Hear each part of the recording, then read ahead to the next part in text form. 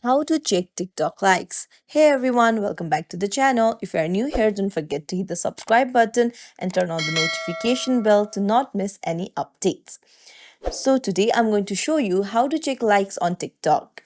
So first things first, open up your TikTok app, and if you're curious about which videos you have liked, then you can go to your profile icon on the bottom right corner and then look for the little heart icon on the right side of the screen, tap on it, and there you can see all the videos that you have liked.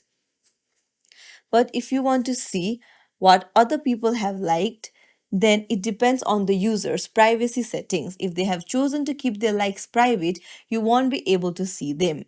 But you can go to your profile and check on it. And if they have not set their likes to private, then the heart icon will appear on their profile. Tap on it, and you'll be able to see their liked videos. If you found this tutorial helpful, don't forget to like and subscribe to our channel. Thanks for watching. See you in the next video, everyone.